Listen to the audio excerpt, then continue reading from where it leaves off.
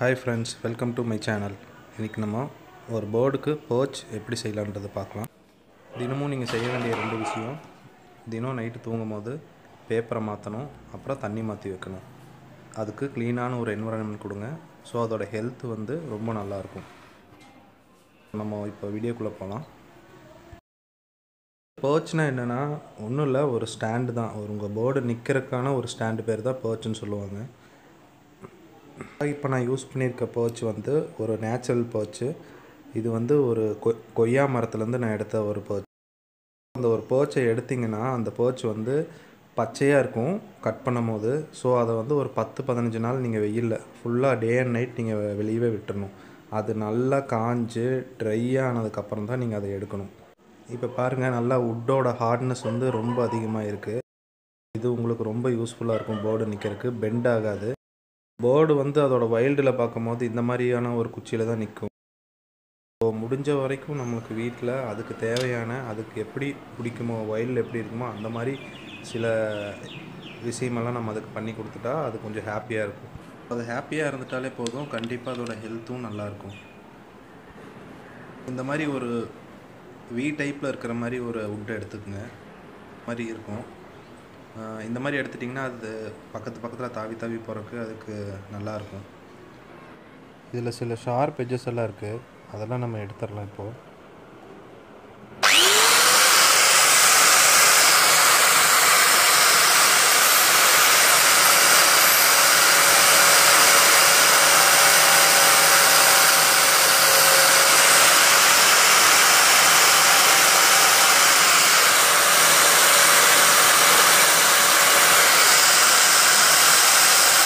இந்த மாதிரி மெஷின் இல்லாதவங்க நார்மல் சாண்ட் பேப்பர் எடுத்து பண்ணாலே போதும், அந்தளவுக்கு ஃபைல் ஆகிடும்.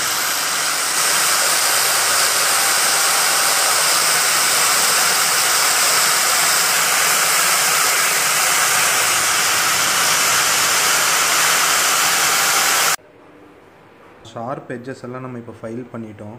ஸோ நெக்ஸ்ட்டு நம்ம இப்போ ஹோல் போடலாம். பெரிய பார்ட் இருக்குல்ல, இந்த பெரிய பார்ட்டில் வந்து ஒரு பெரிய லென்த்தான ஒரு போல்ட் எடுத்துட்டேன். அந்த போல்ட்டில் ஹெட்டு கட் பண்ணிட்டேன். ஸோ கட் பண்ணிவிட்டு அதை தான் இப்போ வந்து இதுக்குள்ளே நம்ம இன்சர்ட் பண்ண போகிறோம். அதுக்கு ஒரு ட்ரில் மிஷினில் ட்ரில் பிட்டு அதே சைஸுக்கு எடுத்துக்கிறேன். அப்போ தான் அதுக்குள்ளே கரெக்டாக ஃபிக்ஸ் பண்ண முடியும். சின்ன சைஸாக இருந்துட்டால் என்ன ஆயிரும்னா, அதை நீங்கள் இந்த போல்ட்டை உள்ளே போடும் போது வுட்டு கிராக் விட்ரும். அது உடையாமல் பார்த்துக்கிறதுனா நீங்கள் அதுக்கு தகுந்த மாதிரி ஒன்று எடுத்துக்கணும்.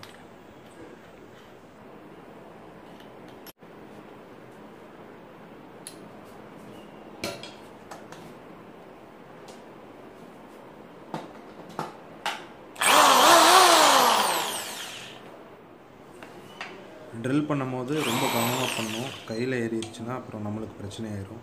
ஸோ பார்த்து மெதுவாக பண்ணணும். அந்த போல்ட்டுக்கு எவ்வளோ தேவைப்படுதோ அந்தளவுக்கு நீங்கள் ஹோல்ஸ் போட்டால் போதும்.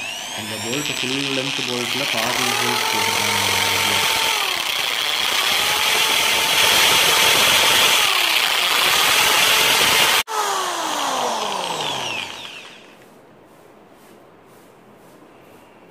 இப்போ போல்ட்டோட அளவை செக் பண்ணிக்கலாம். ஓகே, இப்போது நம்ம அதை உள்ளே வச்சு பார்க்க முடியாது. ஓகே,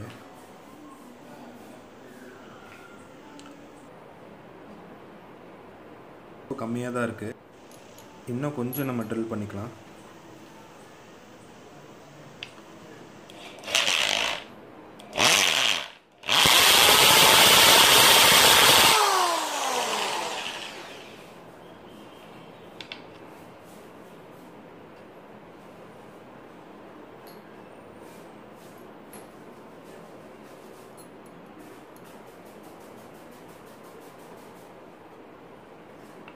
இந்த போல்ட்டில் வந்து இப்போ நான் ஹெட்டை கழட்டிட்டேன். அதனால் நம்ம வந்து அந்த ட்ரில் பிட்டை எடுத்துகிட்டு ட்ரில் பிட்டில் இருக்க வேண்டிய இடத்துல நம்ம இந்த போல்ட்டை போட்டுடலாம்.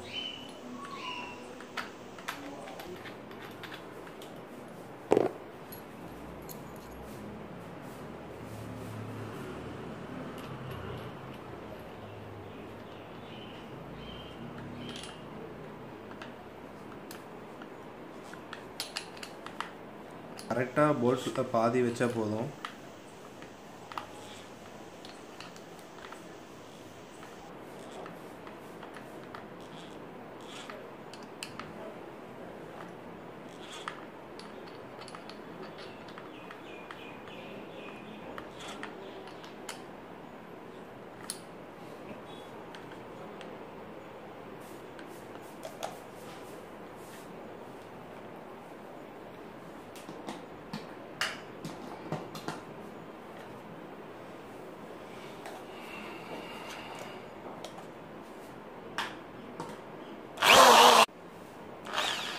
இப்போ நம்ம போல்ட்டை இன்சர்ட் பண்ணும்போது ரொம்ப கவனமாக பண்ணணும். ரொம்ப ஸ்பீடாக அடிச்சிட்டிங்கன்னா உடஞ்சிரும். ஸோ மெதுவாக கொஞ்சம் கொஞ்சமாக அதை நீங்கள் ப்ரெஸ் பண்ணிட்டே வந்தீங்கன்னா அது உள்ளே போயிடும்.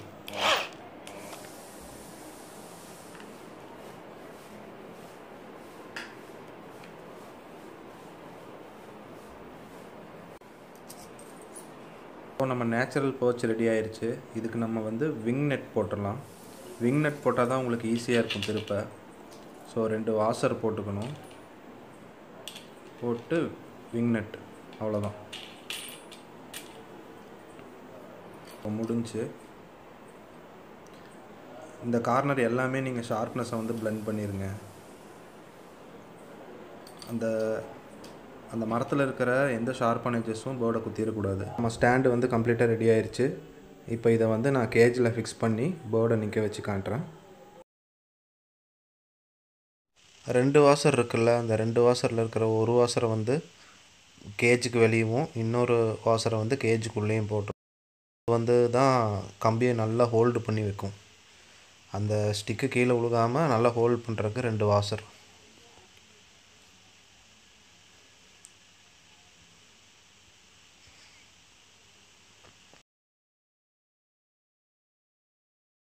தேவையான அளவு டைட் பண்ணியாச்சு.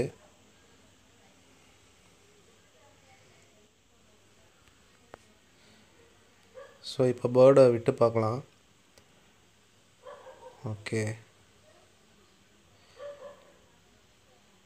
பாருங்கள், ஏறினதுமே அது எக்ஸ்ப்ளோர் பண்ண பார்க்கும்.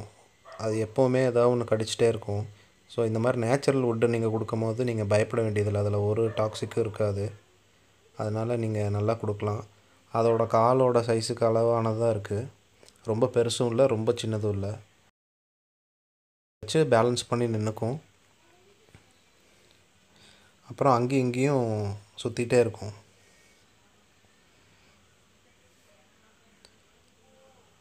பாருங்கள்,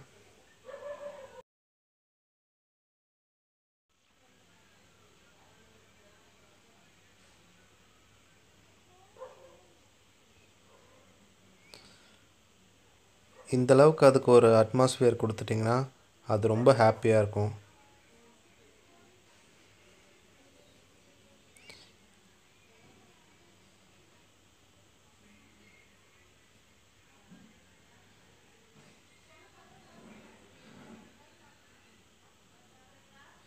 இப்போ நான் கையில் தூக்குறேன், அது என் கையில் வர மாட்டேங்குது பாருங்கள்.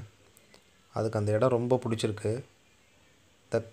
இந்த மாதிரி பண்ணால் நம்மக்கிட்ட வரமாட்டேன்னு சொல்கிறது தான். ஸோ நம்ம தான் ஃபோர்ஸ் பண்ணி தூக்கியிருக்கோம் பாருங்கள். அதுக்கு அந்த இடம் ரொம்ப பிடிச்சிருச்சு.